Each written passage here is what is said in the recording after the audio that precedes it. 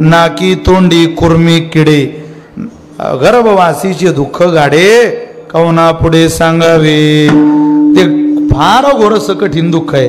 पण तुकोबारे म्हटले मोठ्या सुखामध्ये छोटं दुःख वजा होतं. चोरानं घरात चोरी केली 1 लाख रुपयाची. अरे बापरे 1 लाख हो. पण आधीच्या घरातून चोरून आणलेले 2 लाखाचं गाठोडं एका बाजूला कोपऱ्यात पडून राहिलं. काय 1 लाखाच्या चोरीला पाहता 2 लाखाचं गाठोडं पडलं. बायको म्हणे कंप्लेंट करू नका. गेले 1 लाख आणि भेटले 2 लाख. मोठं सुख प्राप्त झालं की छोटं दुःख काय होत असतं वजा होत असतं. तसं प्राप्त झालेलं अमरपद आहे अनुसरणाच्या आधारावर. आणि काय या दुःखाकडे पाहायचं. न देखती तुकोबरे म्हटले ते पाहत नाही. न देखती गर्भवास कधी दास विष्णूचे का पाहत नाही. विसंबेना माता बाळा. एखादी आई लेकराला जशी विसरत नाही तसा परमात्मा विसरत नाही. आईचं उदाहरण लेकरा संबंधानं तुकोबऱ्यांनी दिलेलं आहे. कीर्तन संपलंय माझं. आईला कधी बाळाला विसरावं वाटतो कधीच नाही. बाळ जन्माला आलं की ती सगळ्यांना विसरू शकते. बाळाला नाही. ती सासरा सासू नवरा आई वडील सगळे हळूहळू हळूहळू वजा करते मुला करता. अहो इकडं आई त्या वराट्यावर पाट्यावर चटणी वाटते. हात तिखट चटणीनं भरलेले. चटणी वाटून झाली आणि तिकडं पोराची झाली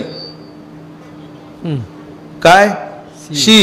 तो म्हणतो आई झाली माझी. ती म्हणते झाली बर. अगं दे लवकर मला स्वच्छ कर झाली माझी.